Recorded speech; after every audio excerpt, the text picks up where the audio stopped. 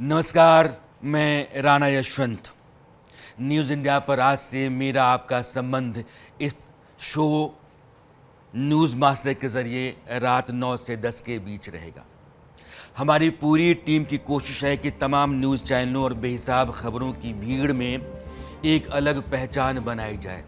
जाहिर है इसका कोई तयशुदा साँचा तो नहीं है, लेकिन यहाँ समझ ज़रूर काम करती है। खबरें वह भी हो सकती हैं जो आप बाकी जगहों पर देखते हैं, लेकिन न्यूज़ इंडिया के न्यूज़ मास्टर शो में आप उसे जिस तरह अनफोल्ड होते हुए, डिकोड होते हुए देखेंगे, उसकी जड़ों से पुनगी तक समझेंगे।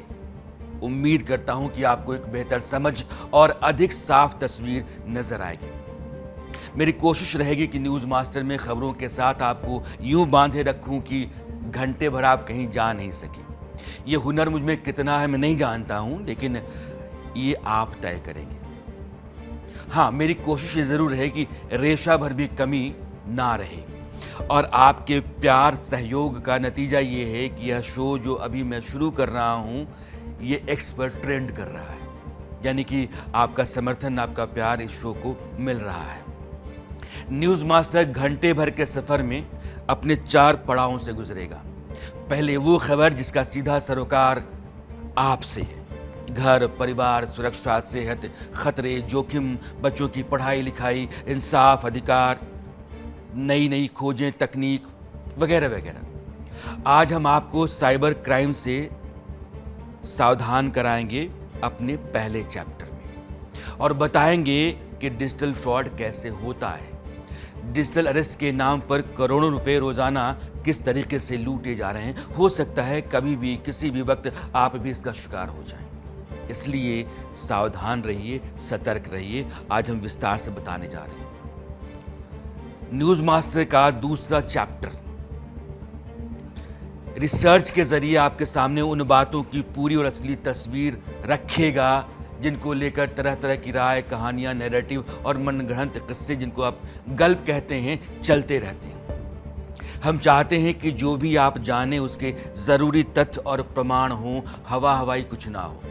आज हम इस हिस्से में ईरान का इस्लामी ढांचा बताएंगे कि वो कौन सा ढांचा ईरान के भीतर है जो इतनी ताकत के साथ वहाँ के लोगों के ऊपर बैठा हुआ है। ईरान में किसके पास कितनी शक्तियाँ हैं, ईरान में जो आग लगी हुई है उसकी चिंगारी कैसे लगी। और तीसरा चैप्टर इस शो का देश की राजनीति की उस खबर पर होगा जिसकी सबसे अधिक या तो अहमियत है या हमारे आपके लिए वो ज़रूरी है। उसके भीतर भी काफ़ी कुछ पक रहा है, लेकिन हमारे यहाँ जब बात कहने का तरीका है, खास करके पॉलिटिकल का, वो बर्तन का ढक्कन उठाने पर कहा है कि हाँ कुछ पक रहा है, लेकिन क्या पक रहा है, क्या डाला गया है, कब तक पकेगा, या है क्या ये शायद अछूता रह जाता है। इस सेगमेंट में, इस चैप्टर में हम यही बात आपको समझाएंगे, बताएंगे। और आज उत्तर प्रदेश के मुख्यमंत्री योगी आदित्यनाथ के उस बयान की तह तक जाएंगे जिसमें वो कह रहे हैं कि आप सावधान हो जाइए, अपने बच्चों को स्मार्टफोन नहीं दीजिए। अब चौथा चैप्टर, जो आखिरी चैप्टर होगा, हम आपके सामने ऐसी खबर लेकर के आएंगे जिसका आप हर रोज बेसब्री से इंतजार करेंगे। न्यूज़ शो के इस हिस्से के बगैर न्यूज़ मास्टर के साथ आपका सफ़र पूरा नहीं हुआ। आप यह माने, इस तरह की रोचकता इस हिस्से में पैदा करने की कोशिश मैं करूंगा। इस चैप्टर में आज बात होगी शख्सगाम की। शख्सगाम वैली जो थी तो भारत की, लेकिन बंटवारे के बाद पाकिस्तान और फिर उसके बाद वो चीन ने ले रखी है, और चीन वहां ऐसा कुछ कर रहा है जिस भारत को एतराज हो रहा है। इन 4 चैप्टर्स के अलावा भारत के लिए परेशानी शख्सगाम है, यह पूरी जानकारी हम देंगे। आज से न्यूज़ मास्टर के सफर की शुरुआत करते हैं।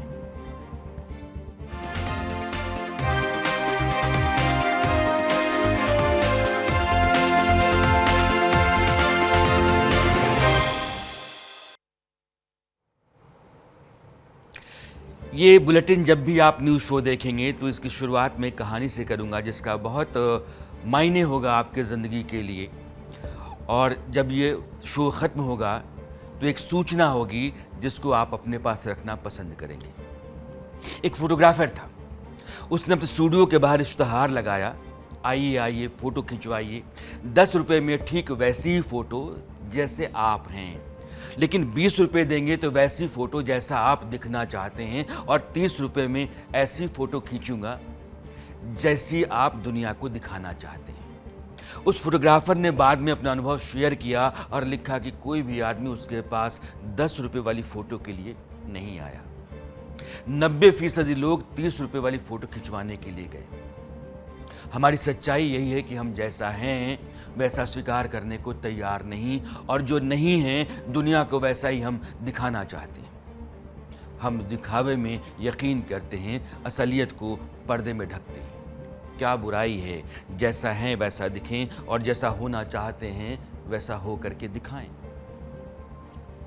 अब चैप्टर नंबर 1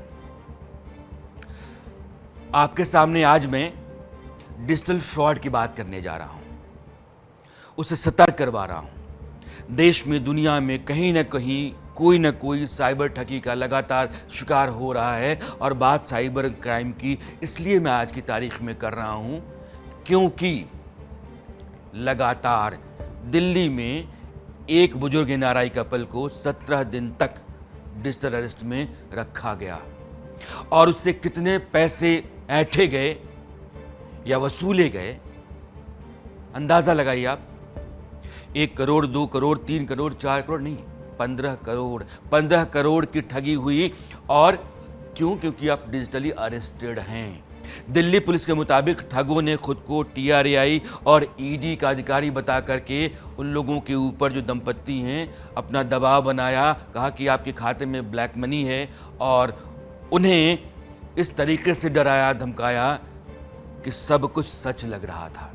और धीरे धीरे 17 दिनों में, यानी कि 17 दिनों तक आप डिजिटली अरेस्ट हैं। उस बुजुर्ग NRA कपल ने अपने 14 करोड़ 85 लाख रुपए, गाढ़ी कमाई, जिंदगी भर की पूंजी, वो ट्रांसफर कर दी। पीड़ित कपल का नाम है ओम तनेजा, पत्नी इंदिरा तनेजा। लगभग 48 साल तक अमेरिका में दोनों रहे और यूनाइटेड नेशंस से जुड़े रहे। रिटायरमेंट के बाद 2015 में वो भारत लौटे और तब से ग्रेटर कैलाश पार्ट 2 में रह रहे हैं। लेकिन इस फर्जीवाड़े ने कई सवाल खड़े कर दिए हैं, और यह ज़रूरत पैदा कर दी है कि मैं कम से कम आपको बताऊं कि आपके साथ इस तरह की धोखाधड़ी कभी भी हो सकती है। आप सतर्क रहें, सचेष्ट रहें, सब कुछ जानें। विदेश में रहकर, कई दशक रह कर के लौटने वाला इंसान अगर डिजिटल फ्रॉड के मकर जाल में फंस सकता है तो बारी किसी की भी आ सकती है। इसलिए सावधान रहना बहुत ज़रूरी है। लेकिन पहले डिजिटल अरेस्ट की जो पीड़िता हैं इंदिरा तनेजा, वो मेरे साथ हैं। जरा उनसे एक बार बात कर लेते हैं। आपको अंदाज़ा होगा कि मेरे सवालों का जवाब जब वो दे रही हैं तो क्या कह रही हैं। इंदिरा जी, पहले तो आपका बहुत बहुत स्वागत है। हुआ क्या आपके साथ? वो क्या कह रहे थे, और ये कैसे हुआ? पूरा का पूरा मामला कैसे हुआ? कैसे संपर्क हुआ उन लोगों का, और फिर हुआ सब कुछ कैसे? ये बताऊं, शुरू से हम कन्विंस क्यों हो गए कि police Colaba station, police uniforms, IPS officer हैं, अपने 65 रैंक, अमृत एकेडमी, ब्ला ब्ला ब्ला, ये सब इंफॉर्मेशन दी। एक्सक्यूज मी, मेरे को सुप्रीम कोर्ट में भी अपीयर होना पड़ा ऑन आई थिंक 27 को या समथिंग लाइक दैट। मेरे को उन्होंने सुप्रीम कोर्ट में भी, पहले उन्होंने बोला कि 25 को तो क्रिसमस है, बैंक भी बंद है और कोर्ट भी बंद है, तो 26 या 27 को मेरे को सुप्रीम कोर्ट में भी अपीयर होना पड़ा। और मेरे को बोला आप वाइट शर्ट पहन के आना। मैंने कहा पता नहीं मेरे पास वाइट शर्ट भी है कि नहीं, पता नहीं। Then I told them yes I have. So it was so real that anybody can be fooled to the point, and then on top of when you have a life threat for you and your husband and for your children also. आप कह रही हैं, मैं रोकना चाहता हूं आपको, कि इट वॉज सो रियल। आप इतनी पढ़ी लिखी हैं, समझदार हैं, अमेरिका में रही हैं, आपको ऐसा लग गया कि सब कुछ जो भी हो रहा है वो सही है, और आप वाकई एक धोखा करके आई हैं, आप फ्रॉड करके बैठी हुई हैं। मैम पक्का है ना, आपने कुछ लीक नहीं किया। तो कई बारी मेरे को लगता था कि नहीं सर, मैंने किसी को लीक नहीं किया, किसी को नहीं बताया। और हमारा ड्राइवर जो हमारे ऊपर घर में भी आता था, मेरे हस्बैंड को थोड़ी थेरेपी 10-10 मिनट करता था 2 बारी। फिर हमारे साथ पार्क में जब लेके जाते थे इनको वॉकर से, तो साथ में होता था। वो शॉक्ड है कि उसको भी उस भनक नहीं पड़ने दी, क्योंकि जब वो ऊपर आता था तो उस कमरे से दूसरे कमरे में हम फ़ोन रख देते थे, क्योंकि पुलिस का एम्बलम उसके ऊपर लगा हुआ था। आप मुझे ज़रा ये बताइएगा कि जब वो कॉल कर रहे 17 दिनों तक आप उनके कब्ज़े में रहीं, वीडियो कॉल पर आपको उन्होंने कहा कि आप अरेस्टेड हैं, तो क्या लगातार आपको वीडियो कॉल पर रखा उन लोगों ने? भी मैं उनसे कॉल करती थी, उनसे परमिशन लेके कॉल करती थी। किसी का कॉल आता था जो मेरी सिस्टर के उधर न्यू ईयर ईव पे आग लग गई उनके घर में, तो उनके चेकअप उनके पूछने के लिए कि वो बोलेंगे कि पूछ भी नहीं रही है कि उनके घर में आग लगी तो क्या हो रहा है, my brother in law got also burned. तो मैंने उनको बोला मेरे को उनको कॉल करना है। हाँ जी कर लीजिए। But every time when I used either my phone or my husband's phone, one phone had to be on constantly so that they can supervise and hear what all I'm talking about. क्या है ये बताइए मुझे कि जैसे आप bank वगैरह भी तो जा रही होंगी ना, अच्छा आप कह रही हैं कि फ़ोन कॉल हम करते थे तब भी वो सामने रहते थे, बैंक जब जाती होंगी तब क्या होता था? जब मैं बैंक जाती थी मेरे हस्बैंड का फ़ोन नहीं, मेरे हस्बैंड का फ़ोन मेरे पास होता था, क्योंकि कैनरा का उनके फ़ोन में है ऐप, मेरे में नहीं है। तो मेरा फ़ोन घर में रहता था, ऑन रहता था और 24 ऑन रहता था। और इनका फ़ोन लेके जाती थी, जब आरटीजीएस जब आ जाता था रिज़ल्ट, तो देन मेरे को बोलते थे उसकी फ़ोटो लेके हमको भेजो। सो वो मेरे पास सारी फ़ोटो हैं, because they are all in that मेरी गैलरी में।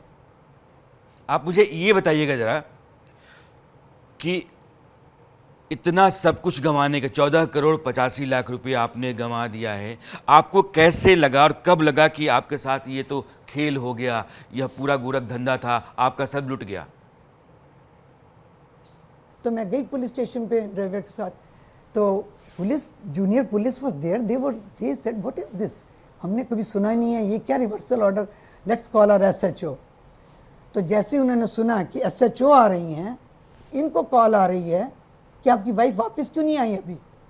और उसके बाद क्या हुआ, वो जो डीपी थी उस डीके गुप्ता की, वो डिसअपियर हो गई।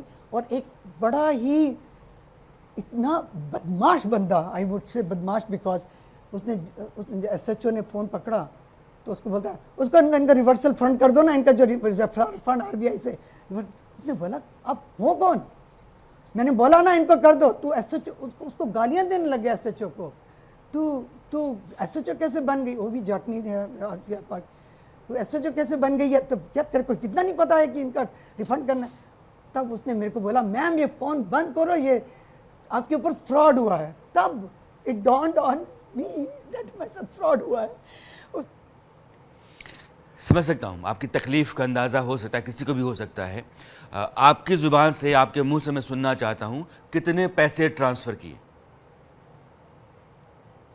और उन्होंने ये भी बोला कि और इतने स्मार्ट थे, नहीं उन्होंने ये भी बोला कि जब उनको बोलो जो रिवर्सल ऑर्डर आएगा उसमें 14 करोड़ 35 लाख 50 लाख का बोले नहीं, उसका नहीं मेंशन करना, तब भी it never occur to us कि वो जो 50 लाख जो कल किया था उसका क्यों कर रहे हैं, because they had not spread it out to as we know what they do and what they did. बस अब आपसे रिक्वेस्ट ये है, सब न्यूज़पेपर से सबसे हमारा वापस किसी तरह साइबर क्राइम या सबको प्लीज़ अलर्ट कीजिए।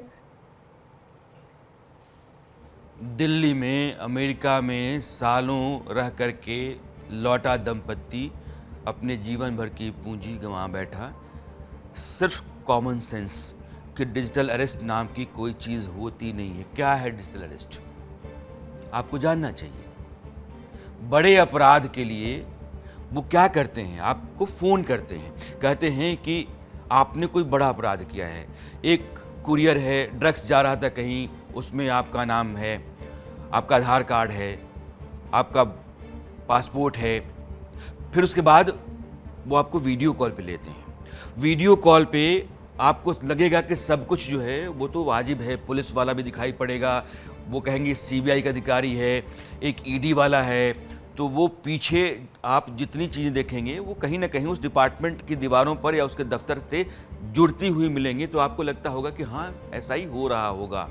उसके बाद जब आप बहुत दबाव में और डर में आ जाते हैं, फिर उस डर का वो फ़ायदा उठाते हैं, कहते हैं कि बचना है तो पैसा दो, और पैसा देने के लिए आपसे बैंक डिटेल्स लेते हैं, आपसे पासवर्ड की मांग करते हैं, ओटीपी मांगते हैं, और किसी न किसी तरीके से तब तक आपको डरा के धमका के रखेंगे जब तक कि आप उनकी बात मान न लें।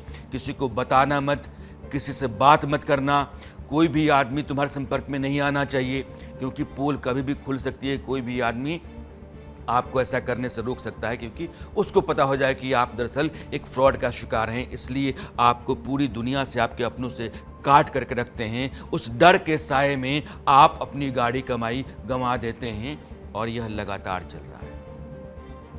डिजिटल अरेस्ट की सच्चाई, भारत में डिजिटल अरेस्ट नाम का कोई भी कानून नहीं है, कोई प्रोविजन नहीं है। कोर्ट या ईडी या पुलिस कहीं से भी आपको वीडियो कॉल नहीं आएगा, और वहां से गिरफ्तारी वीडियो कॉल पर नहीं होगी।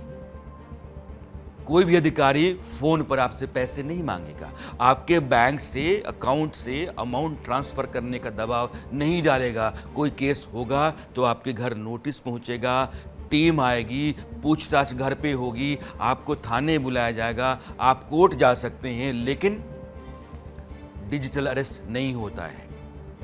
अब सवाल यह है कि कितने तरह के डिजिटल फ्रॉड होते हैं, यह भी जानना आपके लिए जरूरी है। एआई वीडियो आता है, यानी कि मेरा ही वीडियो आपके पास आएगा, मेरे वीडियो को लेकर के उन्होंने एक सिंथेटिक वीडियो मेरा बना लिया है, मेरे ऑडियो का सैंपल ले लिया है, और मेरा वो वीडियो जो सिंथेटिक वीडियो है, फर्जी वीडियो है, एआई जनरेटेड वीडियो है, उससे कॉल आएगी आपको, और मैं दिखूंगा और मैं कहूंगा कि मैं मुश्किल में हूं, कुछ पैसे चाहिए, और उसके बाद से मेरा फ़ोन कट जाएगा और दोबारा किसी और आदमी का फ़ोन आएगा कि सर जो है मुसीबत में है, कहीं कुछ लोगों से बात कर रहे हैं, उनको पैसे चाहिए, 10,000 रुपये आप ट्रांसफ़र करिए, उनको ज़रूरत है। आप अकाउंट या पेटीएम, जो भी साधन है, जिस रास्ते कर सकते हैं आप कर देंगे। उसके बाद पता चलता है कि आपका पैसा गया है, मैंने मांगा ही नहीं था। फेक इन्वेस्टमेंट के विज्ञापन आते हैं, शॉपिंग के विज्ञापन 70%, 80% ऑफ है, और आपने उसमें अपना कोई सामान बुक कर दिया, आपके घर सामान आया, पहले बिल आपने दे दिया, पैसा पे कर दिया, सामान आपके पास नहीं आया, आया भी तो कूड़ा कबाड़ आया। इसलिए जिस पर जो ब्रांड आपके लिए संदेह पैदा करता है, जिसके साथ आपका पहले कोई संबंध नहीं रहा है, अनजाना सा ब्रांड प्लेटफॉर्म है, उस पर कभी मत जाइए। यह भी मैसेज आपके पास आएगा कि आज रात में आपकी बिजली कट जाएगी, पैसा जमा करना है, फ़ोन आपका बंद हो जाएगा, पैसा जमा करना है, ये लिंक है, उस लिंक पर आप जाइए और पैसा जमा कीजिए। लिंक जैसे ही आप क्लिक करेंगे, उसके बाद पैसा जमा करते ही खाते से सारा रास्ता दूसरे खाते तक बन जाएगा और आप खाली हो जाएंगे। इसलिए एहतियात रखना बहुत ज़रूरी है, कॉमन सेंस का इस्तेमाल करना ज़रूरी है, और आपको बार बार मेरा सावधान करना भी ज़रूरी है। भारत में साइबर क्राइम कितने करोड़ की ठगी है, इसका अंदाजा आपको नहीं होगा। एक आंकड़ा मैं आपके सामने रखना चाहता हूं। 2022 2300 करोड़। अब मैं आपको ये ग्राफिक्स दिखाना चाहता हूं, ये देखिए, 2300 करोड़ 2022, 2023 में 7,500 करोड़, 7,500 करोड़, और 2024 में 22,800 करोड़।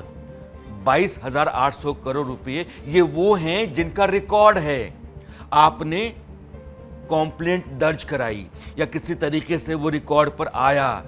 बहुत सारे इससे कहीं बड़ी रकम है जो रिकॉर्ड पर आती नहीं है। 1,000, 2,000, 10,000, 15,000, 20,000 लोगों के डूब जाते हैं और लोग शिकायत नहीं करते हैं। जब कंप्लेंट कराने जाते हैं तो वो इतना बोझिल, उबाऊ और पेचीदा काम है कि उसमें भी आपको लगता है कि अब तो हम आजिज आ गए, छोड़ दो, और आप उस पैसे को छोड़ देते हैं यह सोच करके कि चलो गया तो गया। तो यह जो लूट चल रही है आपकी इसी कमजोरी के बिना पर है कि आप कितना भी हाथ पैर मारेंगे आप ले नहीं पाएंगे पैसा वापस। और पुलिस भी जो कंप्लेंट दर्ज करती है साइबर क्राइम डिपार्टमेंट उसका भी सक्सेस रेट बहुत कम है। यानी कि यह जो साइबर फ्रॉड करने वालों की दुनिया है ये हमारे सिस्टम पर कहीं भारी पड़ रही है। शिकायत करना ज़रूरी है, पीछा करवाना ज़रूरी है, पुलिस और बाकी महकमों की मदद लेना ज़रूरी है, लेकिन उससे कहीं ज़रूरी है हमारा आपका सावधान रहना। भारत में साइबर क्राइम की घटनाएं 2021, 22, 23, 24 में आपको अब यही दिखा देना चाहता हूं। आप देखिए 4.5 लाख, 10,30,000, 23 में 16 लाख, 2024 में 22,70,000 ये साइबर क्राइम है, साइबर फ्रॉड के मामले हैं। यानी कि हमारे यहाँ फ़ोन के ज़रिए, इंटरनेट के ज़रिए, सिस्टम के ज़रिए जो भी आप ट्रांजैक्शन करते हैं वो दरअसल कोई आदमी आपका लूट ले जाता है, आपको चूना लगा दे जाता है और यह बाकायदा मल्टीनेशनल कंपनी की तरह काम करने लगे हैं।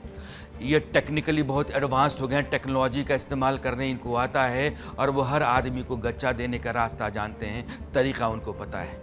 साइबर फ्रॉड हो तो आप क्या करें यह भी आपको जानना चाहिए। इसलिए ये हेल्पलाइन नंबर है और ये है 1930। तो आप इस हेल्पलाइन पर डायल कर सकते हैं। जैसे ही आपके साथ साइबर फ्रॉड होता है आप 1930 डायल कीजिए और तुरंत अपनी शिकायत आप दर्ज करवाइए, ये आपके लिए ज़रूरी है।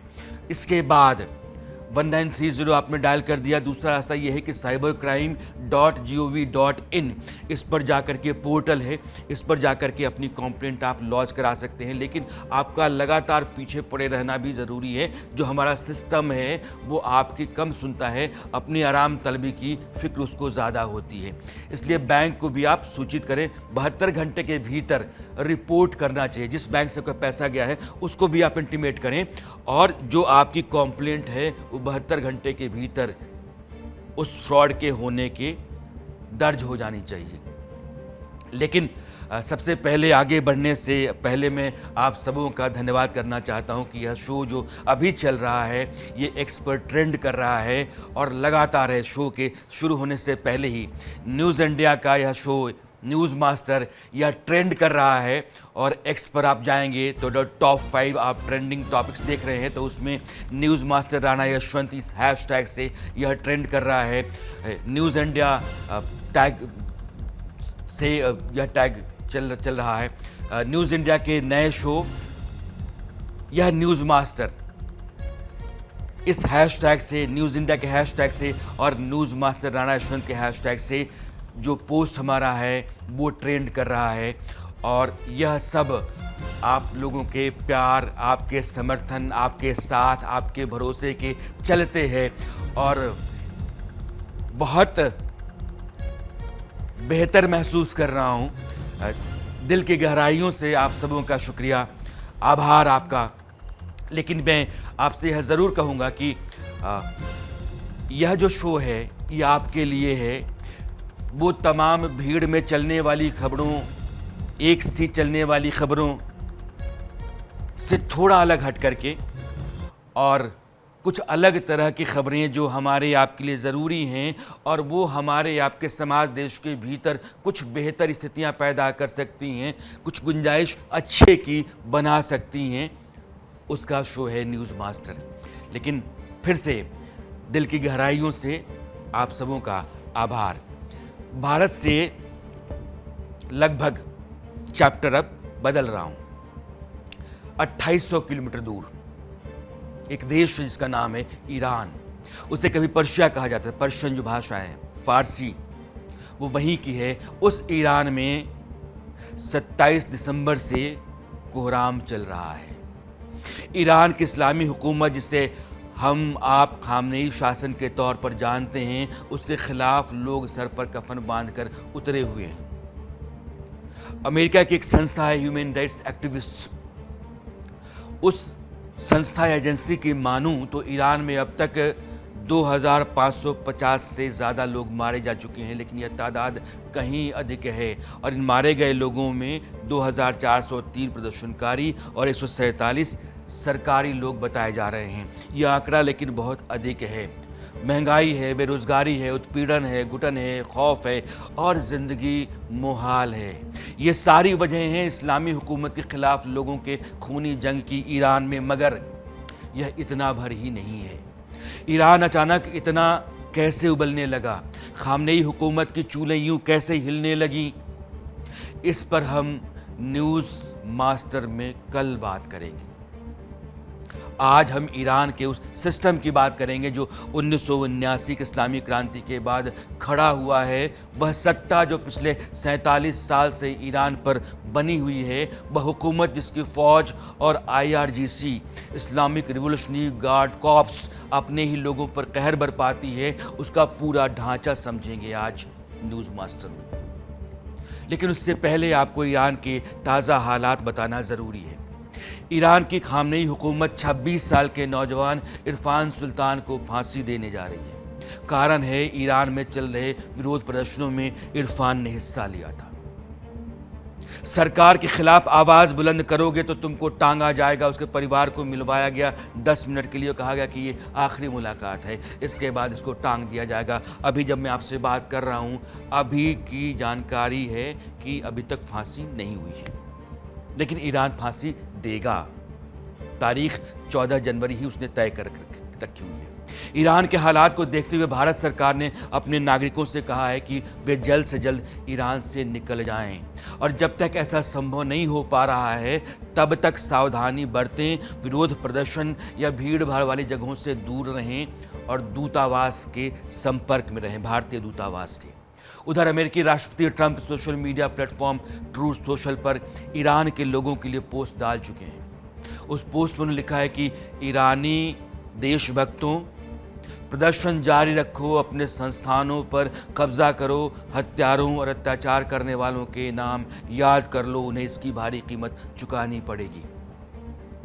अमेरिका लगातार ईरान के ऊपर अपनी नज़र गड़ाए हुए है और वहाँ वो घुसपैठ करने, अपनी फ़ौज उतारने की तैयारी में है। वहाँ भीतर ईरान के लगातार कोहराम चल रहा है, खून खराबा है। जो फ़ौज है गोलियां चला रही हैं, लोग सड़कों पर कफन बांध करके निकले हुए हैं। और इन हालात के बीच बात करते हैं ईरान के इस्लामिक शासन के पूरे ढांचे की। क्या है ईरान में? ईरान का कालचक्र घूमा हुआ है। 1979 में जो इस्लामी क्रांति हुई, उस समय महमूद रज़ा शाह पहलवी वहाँ के सुल्तान हुआ करते, राजा हुआ करते थे। उनका हुकूमत या उनकी हुकूमत चला करती थी। उसका तख्ता पलट हुआ और वहाँ इस्लामी क्रांति के ज़रिए एक सरकार आई या एक हुकूमत आई, उसको हम इस्लामिक हुकूमत कहते हैं। रुहुल्लाह खुमैनी वो उस समय वहाँ की कमान लेकर के ईरान के ऊपर, ईरान की शासन की बागडोर उन्होंने अपने हाथ में संभाली।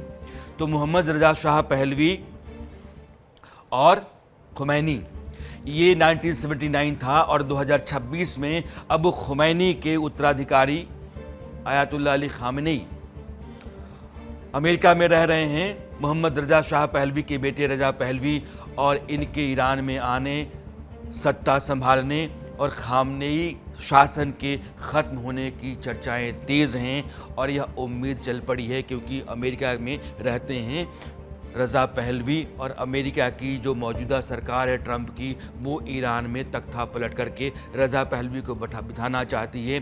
पूरे सेंट्रल वेस्ट एशिया में ईरान के ज़रिए अमेरिका अपना वज़न और अपनी पकड़ बड़ा करना चाहता है, मजबूत करना चाहता है। ईरान में बवाल क्यों? महंगाई, बेरोजगारी, इस्लामिक जो शासन है वो निरंकुश है, लोगों में आक्रोश है।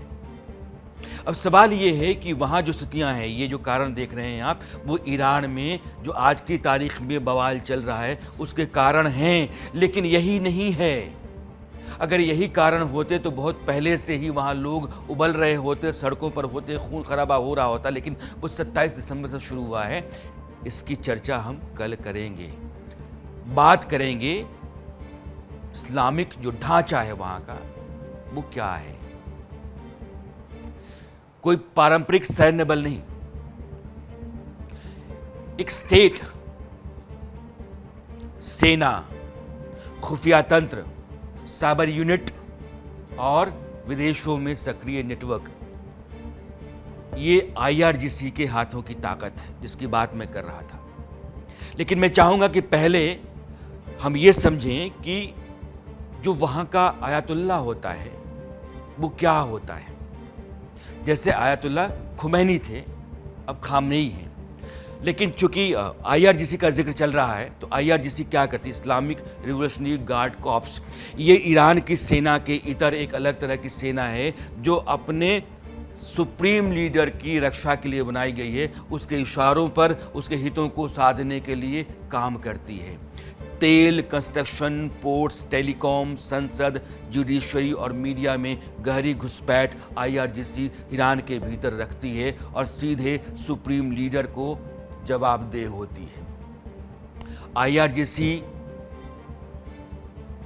यूं समझिए कि एक ऐसी फौज है जो सुप्रीम लीडर की निजी आर्मी है, और इसके तहत एक आर्मी है जिसको बासिस कहते हैं, और यह आर्मी नहीं है बल्कि ईरान के भीतर वो तमाम लोग जो शरिया से चलने वाली हुकूमत, इस्लामिक हुकूमत के पैरोकार हैं, उसके हामी है कि नहीं यह सरकार ही रहनी चाहिए। इस्लाम, कुरान, शरिया, इसके ज़रिए उन सब लोगों का एक हुजूम है, और यह आज की तारीख में सड़कों पर इस्लामिक रूढ़िवादी पृष्ठभूमि के लोग होते हैं। ये खूंखार सैन्य समूह है, समाज के भीतर इनका अपना एक मजबूत नेटवर्क है और इनकी तादाद ईरान के कुल 9 करोड़ आबादी में 2 करोड़ है। वैसे इनको सैनिक कहते हैं, लेकिन आप ये समझिए कि ये गुंडे हैं ईरान की सरकार की।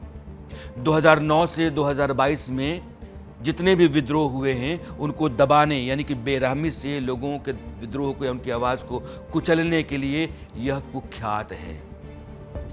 ईरान का जो सुप्रीम लीडर होता है उसकी चर्चा करना ज़रूरी है। उसी के तहत देश की सारी व्यवस्था होती है। इस्लामिक क्रांति जो 1979 में आई, उसके ज़रिए सत्ता बदली। उस सत्ता में आयतुल्ला आया, सुप्रीम लीडर, और आयतुल्ला खामनेई आज हैं सुप्रीम लीडर। तो आप यह समझिए कि वहाँ की पूरी सरकार यानी कि राष्ट्रपति से लेकर के तमाम मंत्री उनके मातहत हैं। संसद के फैसले को भी बदलने का अधिकार उनके पास होता है।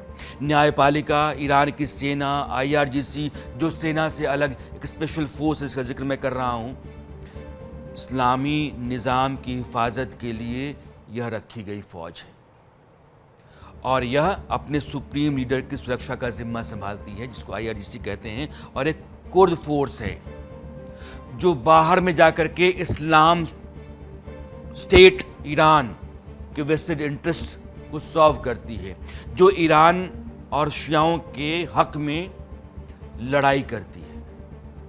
इन सब के सर्वे सर्वा होते हैं आयतुल्ला। यानी यह समझिए कि खामनेई को ईरान में किसी भी फैसले के लिए किसी तरह का इंतज़ार नहीं करना है, ना संसद, ना राष्ट्रपति, ना ही न्यायपालिका और ना ही कोई और। उनका फैसला आखिरी फैसला होता है। ईरान में शासन यानी कि सरकार का जो वजूद है, मुखिया राष्ट्रपति होता है, यानी कि आयतुल्ला के नीचे प्रेसिडेंट। तो जो कार्यकारिणी होती है उसके प्रमुख के तौर पर राष्ट्रपति काम करता है। आज मसूद पेजेश्कियन है, वो वहाँ के राष्ट्रपति हैं, यानी कि खामेनेई के नीचे मसूद पेजेश्कियन। राष्ट्रपति पद के लिए ईरान में हर 4 साल पर चुनाव होता है, और जो भी व्यक्ति चुनाव जीतता है वह अधिक से अधिक 2 कार्यकाल तक राष्ट्रपति रह सकता है। यानी कि 2 दफ़ा से अधिक बार आप चुनाव नहीं लड़ सकते हैं। ठीक वैसे ही जैसे अमेरिका में राष्ट्रपति पद का चुनाव होता है, 2 बार आप 4-4 साल के लिए टर्म पूरा कर गए हैं तो तीसरी बार चुनाव नहीं लड़ेंगे। ईरान का संविधान कहता है कि राष्ट्रपति देश का दूसरा सबसे ताकतवर व्यक्ति होता है। वह कार्यकारिणी का प्रमुख होता है जिसकी जिम्मेदारी संविधान का पालन करवाना है। राष्ट्रपति पद के लिए जो लोग अपनी दावेदारी पेश करते हैं उनको इस्लाम के 12 जानकारों की एक सभा होती है जिसे हम गार्डियन काउंसिल कहते हैं, उससे मंजूरी लेनी होती है। जिन लोगों को मंजूरी मिलती है वे चुनाव में उतरते हैं। राष्ट्रपति पद का चुनाव जो भी जीतता है उसको सर्वोच्च नेता के दस्तखत के बाद ही राष्ट्रपति नियुक्त किया जाता है, यानी कि आयतुल्लाह, सुप्रीम लीडर। आज मसूद पेजेश्कियान जो वहाँ के राष्ट्रपति हैं वो 9वें प्रेसिडेंट हैं। इब्राहिम रईसी के मौत के बाद उनकी नियुक्ति की गई। इब्राहिम रईसी, हसन रूहानी, उनका 2 कार्यकाल और उसके बाद देश के राष्ट्रपति के तौर पर चुने गए थे रईसी। आयतुल्लाह खामनेई के सुप्रीम लीडर रहते हुए अकबर हाशमी, रफसंजानी, मोहम्मद खातमी, महमूद अहमदी नेजाद, हसन रूहानी, इब्राहिम रईसी और मसूद पेजेश्कियान, कुल 6 राष्ट्रपति ईरान में अब तक रह चुके हैं 1979 से लेकर के 2026 तक। और राष्ट्रपति अपने कैबिनेट का चुनाव खुद करते हैं।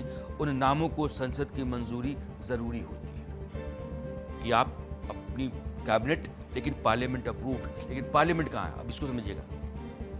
ईरान में सुप्रीम लीडर और राष्ट्रपति पद के बाद जो तीसरी सबसे ताकतवर संस्था है वह है गार्डियन काउंसिल। इसका काम उन सभी कानूनों को मंजूरी देना या फिर रोकना होता है जिसको संसद पारित करती है। यानी कि संसद से कोई बिल या कोई बात पारित है तो उस पर रोकने का या उसको अप्रूव करने का अगर कोई अधिकारी है तो ये काउंसिल है, यानी कि संसद को नियंत्रित करती है। इसके पास इतनी ताकत होती है कि किसी भी व्यक्ति को संसद का चुनाव लड़ने या फिर एक्सपर्ट कमेटी का मेंबर होने से रोक सकती है। ईरान की गार्डियन काउंसिल में कुल 12 मेंबर होते हैं, 6 इस्लाम के माहिर जानकार और 6 जुडिशरी के जजेस जो इस्लाम के एक्सपर्ट्स होते हैं। उनकी नियुक्ति कौन करता है? Supreme leader. न्यायाधीशों को न्यायपालिका मनोनीत करती है, जो आते हैं 6। इन सभी नामों को संसद मंजूरी देती है। गार्डियन काउंसिल के मेंबर का चुनाव 6 साल के अंतराल पर फेज वाइज होता है ताकि सदस्य हर 3 साल में बदलते रहें। ईरान में सुप्रीम लीडर, राष्ट्रपति, गार्डियन काउंसिल के बाद आती है एक्सपर्ट्स कमेटी, यानी कि विशेषज्ञों की समिति। यह 88 सदस्यों की एक मजबूत संस्था है जिसमें इस्लामिक रिसर्चर्स और उलेमा होते हैं। कमेटी के मेंबर का चुनाव 8 साल के लिए होता है। देश के सुप्रीम लीडर यानी कि आयतुल्लाह की नियुक्ति और उसके कामकाज पर नजर रखने का जिम्मा एक्सपर्ट कमेटी का होता है। अगर एक्सपर्ट्स कमेटी को लगता है कि सुप्रीम नेता अपना काम करने में सक्षम नहीं है तो वह उन्हें हटाने की शक्ति रखती है, मगर यह कहने भर के लिए है। आज तक ऐसा नहीं हुआ, और तो और सुप्रीम लीडर के फैसले को कभी चैलेंज किया ही नहीं गया आज तक। तो खामनेई की उम्र चूंकि अब वो 86 साल के हो गए हैं, ऐसे में अगला सुप्रीम लीडर चुने जाने की अटकलें बार बार जोर पकड़ती हैं। ऐसे में एक्सपर्ट्स कमेटी चर्चा में आ जाती है कि सुप्रीम लीडर वही चुनती है। अगर सर्वोच्च नेता की मृत्यु हो जाती है तो ये संस्था एक गुप्त चुनाव करवाती है जिसमें स्पष्ट बहुमत पाने वाले व्यक्ति को उत्तराधिकारी घोषित किया जाता है। लेकिन जब तक आयतुल्लाह है तब तक यह बॉडी भी उसके तहत चुपचाप बैठी रहती है, उसके इशारे का इंतजार करती है। ईरान के सुप्रीम लीडर की एक सलाहकार परिषद भी होती है, उसको एक्सपीडियंसी काउंसिल कहते हैं। इस्लामी, कानूनी, वैधानिक तमाम मामलों पर यह सुप्रीम लीडर की तरफ से फैसला लेने वाली बॉडी है। मसलन अगर किसी कानूनी मामले पर गार्डियन काउंसिल और संसद के बीच विवाद हो गया तो फिर फैसला एक्सपीडियंसी काउंसिल करेगी। काउंसिल के सभी 45 सदस्य उनकी नियुक्ति ईरान के सुप्रीम लीडर करते हैं। यानी आप देखें तो कुल मिलाकर के हर रास्ते से जहां आकर के कमान बनती है वो सुप्रीम लीडर है, आयतुल्लाह, आज की तारीख में खामेनी। इस काउंसिल में देश की जानी मानी धार्मिक, सामाजिक और राजनीतिक हस्तियां होती हैं। एक्सपीडियंसी काउंसिल इसी तरह ईरान के जो चीफ जस्टिस होते हैं उनकी नियुक्ति भी सुप्रीम लीडर ही करते हैं और उनकी जवाबदेही देश के प्रति नहीं, आयतुल्लाह के प्रति होती है। अब आप समझिए कि सत्ता का कैसा सेंट्रलाइजेशन है ईरान में। ईरान के पूर्व राष्ट्रपति इब्राहिम रईसी जो मई 2024 में हेलीकॉप्टर हादसे में मारे गए, वे पहले ईरान के चीफ जस्टिस थे। बाद में खामनेई ने उनको राष्ट्रपति पद के चुनाव में उतारा और वे राष्ट्रपति चुने गए। यानी कि जज भी मेरा, प्रेसिडेंट भी मेरा, पार्लियामेंट भी मेरी, कमेटी सारी मेरी, मैं ईरान। खामनेई आज की तारीख में ईरान। खामनेई की सत्ता के खिलाफ जो बोलेगा उसके खिलाफ वही होगा जो आज फांसी नौजवान को दी जा रही है और बताया जा रहा है। न्यायपालिका पर यह आरोप लगता है वहां की कि वह सुरक्षा और खुफिया विभाग के साथ मिलकर सत्ता के खिलाफ तमाम आवाजों को दबाने का काम करती है। जुडिशरी, सोचिए कि ईरान कहां है। और अब ईरान में जो बवाल है, या ठीक है कि डीप स्टेट है, या ठीक है कि अमेरिका का इंटरेस्ट है, या ठीक है कि अमेरिका में जो आदमी है रजा पहलवी वो ही यहाँ करके गद्दी पर बिठाया जाए, इस तरह की कोशिशें चल रही हैं। लेकिन अकेले किसी बाहरी देश या शक्ति के बूते इतना बड़ा बवाल और सत्ता के खिलाफ लोग अपनी जान हथेली पर लेकर के चलें, ये हालात बन नहीं सकते। ईरान की इस्लामिक हुकूमत ने, शरिया से चलने वाली सरकार ने ईरान के लोगों को इतना दबाया कुचला, उनको इतना डराया धमकाया, उनकी ज़िंदगी ऐसी मुहाल कर दी कि आज वो मौत और ज़िंदगी दोनों के बीच में कोई फ़र्क नहीं करते। जैसे जिंदा हैं इससे बेहतर मर जाना है, इसके लिए 9 करोड़ का देश तैयार है। इसलिए ईरान पर हमारी नज़र लगातार है। आज हमने ढांचा बताया, कल ईरान में जो कुछ भी हो रहा है, क्यों हो रहा है, बताएंगे। अब चैप्टर नंबर 3, और चैप्टर नंबर 3 पर जाने से पहले एक बार फिर मैं आप सबों का धन्यवाद करना चाहता हूं, आभार जताना चाहता हूं कि यह शो न्यूज़ मास्टर आपने बहुत पसंद किया और इतना किया है कि यह ट्रेंड कर रहा है एक्स पर अपने शुरू होने से पहले ही। आजकल की भाग दौड़ भरी जिंदगी में माँ बाप बच्चों को ज़्यादा समय नहीं दे पाते, नतीजतन उनका ज़्यादातर वक्त मोबाइल पर बीतता है। आप यह भी कह सकते हैं कि मोबाइल पर इतनी बिजी हैं कि बच्चों को कहते हैं कि तुम दूर रहो तो तुम भी एक मोबाइल ले लो। कई बार तो बच्चों की चिक-चिक से दूर रहने के लिए परिवार के लोग ही बच्चों के हाथ में मोबाइल पकड़ाते हुए आप देखते होंगे। मोबाइल की ये लत बच्चों की आंखों के साथ, दिमाग के साथ, उसके विकास के साथ, उसकी बेहतरी के साथ, उसकी पूरी पर्सनालिटी के साथ एक घातक और खतरनाक खिलवाड़ करती है। बच्चों का मोबाइल पर बिताया गया समय उनके दिमाग के ग्रोथ, ध्यान, मेमोरी, कंसंट्रेशन, उनके बिहेवियर, इन सब पर असर डालता है। बच्चों को मोबाइल फ़ोन देना कितना घातक है, इसका अंदाज़ा आप लगाइए कि औसतन भारत के बच्चे कितनी देर तक फ़ोन पर समय बिताते होंगे। पहले आप मैं बताना चाहता हूँ, ये सब थोड़ी देर में। और इस सब का जिक्र मैं क्यों कर रहा हूँ? क्योंकि उत्तर प्रदेश के मुख्यमंत्री योगी आदित्यनाथ ने आज चिंता जताई। उन्होंने कहा कि आप कुछ भी करिए, लेकिन अपने बच्चों को स्मार्टफोन से दूर रखिए। जो कुछ भी उन्होंने कहा है, पहले मैं चाहता हूं कि आप सुनिए, उसके बाद हम आते हैं कि स्मार्टफोन क्या कर रहा है हमारी आपकी जिंदगी में। छोटे छोटे बच्चों को भी, दुधमुहे बच्चों को भी स्मार्टफोन लोग पकड़ा देते हैं। ये अपराध कर रहे हैं आप, ये अपराध मत करिए, मत पकड़ाइए बच्चों को स्मार्टफोन। उसको लिखने पढ़ने की आदत डलवाइए, सिखाइए उसको थोड़ा।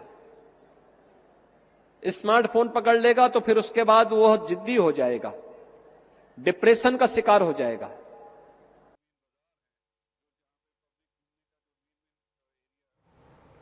ये किसी एक मुख्यमंत्री का बयान नहीं है, ये हमारे आप आपके लिए सलाह है और समाज की एक सामूहिक चिंता है। मैं आपको आंकड़ा दिखाना चाहता हूँ मोबाइल फ़ोन पर बच्चे कैसे एक्टिव हैं, कितना समय बिताते हैं। 6 महीने से 4 साल तक की उम्र के बीच के बच्चे 73% 3 से 4 घंटा समय मोबाइल पर बिता रहे हैं और 3 से 4 साल के बच्चे 19% 3 घंटे और 14 साल से 16 साल की उम्र के बीच के 82% बच्चे 82% 4 घंटे से ज़्यादा वक्त मोबाइल फ़ोन पर, स्मार्टफोन पर बिताते हैं, सोशल मीडिया पर या फिर यूट्यूब पर या किसी और डिजिटल प्लेटफॉर्म पर। 5 साल से 12 साल की उम्र के 42% बच्चों को मोबाइल की लत लग गई है। ये रिपोर्ट है जिसके हवाले से मैं आपको ये आंकड़े दिखा रहा हूँ। 71% बच्चे स्मार्टफोन के बगैर नहीं रह सकते। 62% बच्चे माता पिता के फ़ोन का इस्तेमाल करते हैं, यानी कि आपने फ़ोन पकड़ा दिया और आप उससे निश्चिंत हो गए हैं, आप अपने मन माफिक काम कर रहे हैं। इस स्मार्टफोन के ज़्यादा इस्तेमाल से यह एक अच्छा हथियार है हमारी आपकी बेहतरी के लिए, दुनिया को हमसे जोड़ने के लिए, हमको दुनिया से जोड़ने के लिए। इससे बेहतर कोई औजार नहीं है और लगातार इसमें इम्प्रूवमेंट आ रहा है, यह अपग्रेड हो रहा है, लेकिन बेहतरी के लिए। हो क्या रहा है यह आपको बता रहे हैं। ज़्यादा जब इस्तेमाल करते हैं आप तो बच्चे गुस्सैल और ज़िद्दी होने लगे हैं। भावनाओं पर नियंत्रण की जो क्षमता होती है वो कम हो जाती है अगर बहुत देर तक बच्चे मोबाइल का इस्तेमाल करते हैं, स्मार्टफोन का। कंसंट्रेशन में दिक्कत आती है, परिवार के भीतर संबंध खराब होते हैं। मोबाइल आपने ले लिया, आपने नहीं दिया, उसके बाद वो आपसे रूठ गया, ज़िद्दी हो गया, आपके साथ उसके संबंध खराब हो रहे हैं, आपस में भी।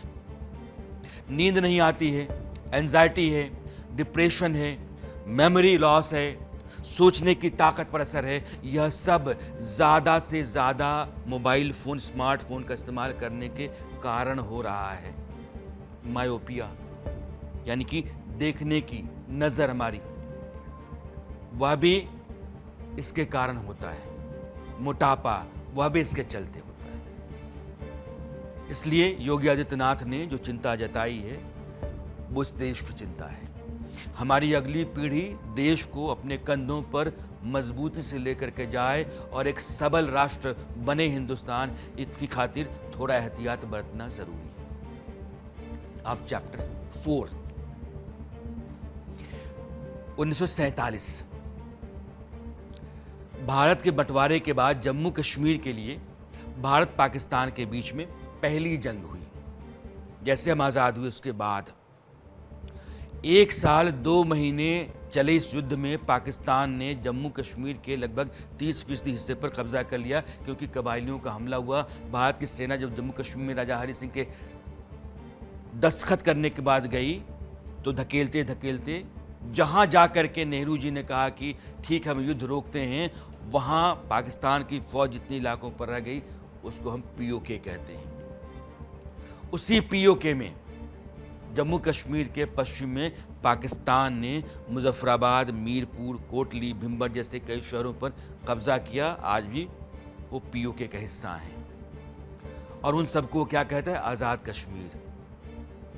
उत्तर से कब्जे में इलाकों को गिलगित बल्तिस्तान कहते हैं। आप जाएंगे नक्शे पर तो गिलगित बल्तिस्तान और आज़ाद कश्मीर 2 हिस्से आपको दिखेंगे। और गांचे, घिजर, काराकोरम पार, इसी में शख्सगम घाटी आती है। शख्सगम घाटी आज की तारीख में चर्चा है और यह जो चौथा चैप्टर है वो इसी घाटी को लेकर के है। 1949 में चीन में जब कम्युनिस्ट सरकार आई जिसकी नीति विस्तार की थी, विस्तारवादी, माओवादी, वह गिलगिट के इलाकों को भी अपने नक्शे में दिखाने लगी। पाकिस्तान और चीन के बीच शख्सगम घाटी को लेकर के समझौता उस वक्त हुआ जब भारत पाक के बीच कश्मीर विवाद बरकरार था। यह अभी तक नहीं सुलझा। यानी कि 1962 में, मेरी बात आप समझिए, कि जैसे ही पाकिस्तान के कब्जे वाले कश्मीर का एक हिस्सा गिलगित बल्तिस्तान का है, एक हिस्सा POK का है, उसमें से एक टुकड़ा लगभग 5000 स्क्वायर किलोमीटर का वो पाकिस्तान ने चीन को दे दिया और चीन ने एक बड़े हिस्से पर जो भारत का है वो कब्जा करके रखा हुआ था, इसको हम अक्साई चिन कहते हैं। अक्साई चिन 38,000 वर्ग किलोमीटर का इलाका और उसके साथ 5,000 वर्ग किलोमीटर और जुड़ गया पाकिस्तान के उस गिफ्ट के कारण। और वो गिफ्ट क्या है? वो यही है शस्गाम वैली, जिसको हिंदुस्तान का स्विट्जरलैंड कहा जाता है। तब प्रधानमंत्री नेहरू ने संसद में कहा था कि पाकिस्तान के पास शस्गाम घाटी चीन को देने का कोई अधिकार नहीं। भारत ने यूनाइटेड नेशंस में, वहां के सिक्योरिटी काउंसिल में इस समझौते के विरोध के दौर पर शिकायत दर्ज कराई। पाकिस्तान और चीन के बीच हुए सीमा समझौते का एक जरूरी हिस्सा है आर्टिकल 61। इसके तहत दोनों पक्षों में समझौता हुआ था कि पाकिस्तान और भारत के बीच कश्मीर विवाद के निपटारे के बाद सीमाएं तय करने के लिए चीन से फिर बात होगी। इस बार चीन से वह देश बात करेगा जिसका शस्गाम में अधिकार तय हो जाएगा। इस बातचीत में नई संधि पसाई नहीं, लेकिन अब तक भारत और पाकिस्तान में ही सीमा विवाद नहीं सुलझ पाया है। मैं आपको नक्शे से दिखाना चाहता हूं। ये शस्गाम वैली को मैं चर्चा में लेकर क्यों आया हूं? क्योंकि यहां चीन रोड बना रहा है, वहां कंस्ट्रक्शन चल रहा है और हिंदुस्तान उस पर एतराज कर रहा है। हमारे सेनाध्यक्ष ने कहा है कि पाकिस्तान को कोई अधिकार ही नहीं है कि वो चीन को ये इलाका दे जो हिंदुस्तान का है। दरअसल वो अवैध कब्जा है और भारत को हर संभव विरोध करने का अधिकार है, भारत वो कर रहा है। तो शस्गाम वैली यहाँ से काराकोरम रोड जाती है, काराकोरम पास कहते हैं, और काराकोरम चीन को और पीओके को जोड़ती है और इसी इलाके से CPEC जाता है। तो यह आप देख रहे हैं, ये पाकिस्तान के कब्जे वाला हमारा कश्मीर है, यह हमारा जम्मू कश्मीर है, लद्दाख और जम्मू कश्मीर, और ये हमारे कश्मीर का वो हिस्सा है जिसको चीन के कब्जे में आज की तारीख में देखा जाता है, अक्साई चिन कहते हैं। और यह चीन के कब्जे में पाकिस्तान का दिया हुआ शस्गाम वैली का इलाका है और इस इलाके में चीन लगातार कंस्ट्रक्शन कर रहा है, रोड बना रहा है और कई किलोमीटर तक उसने रोड बना दी है। यह रोड दरअसल चीन के शिनजियांग प्रोविंस, जो उसका पश्चिमी प्रांत है, उसको और पाकिस्तान को पीओके के जरिए जोड़ती है। यह घाटी जो शस्गाम वैली है, यह इंपॉर्टेंट है। शस्गाम वैली से होकर के CPEC गुजरता है, 3000 किलोमीटर का लंबा गलियारा जो चीन one belt one road policy के तहत बना रहा है, जिस गलियारे पर उसने 70 अरब डॉलर अभी तक खर्च कर दिया है, लगभग 5 लाख करोड़। और उस गलियारे का जवाब हिंदुस्तान दे रहा है India central Asia Europe corridor के रास्ते, जिस पर चर्चा हुई थी G20 की बैठक में। अब आपसे विदा लेने का वक्त है, लेकिन मैंने कहा था कि विदा लेने से पहले आपको एक ऐसी जानकारी छोड़े जाऊंगा या दिए जाऊंगा जिसको आप अपने पास रखना पसंद करेंगे। कुत्ता हम पालते हैं, कितने शब्दों को सीख सकता है जानते हैं? 165। और अगर आप उसको बहुत ठीक से ट्रेन करें तो 250 शब्दों तक वो सीख सकता है। ऐसा इसलिए है क्योंकि कुत्तों में 2 साल के बच्चे के बराबर ही दिमाग होता है, उतनी ही बुद्धि होती है। इसलिए 2 साल का बच्चा जितना सीख सकता है, जितना याद रख सकता है, एक कुत्ता उतना याद रखता है या रख सकता है। अब वक्त हो चला है न्यूज़ मास्टर में आपसे विदा लेने का। कल आपकी मेरी मुलाकात फिर होती है। एक बार फिर से आपके प्रति आभार, अपने प्यार के लिए, अपने समर्थन के लिए, अपने साथ के लिए, अपने भरोसे के लिए जो आपने दिखाया है और X पर यह शो लगातार ट्रेंड कराया है। और नमस्कार।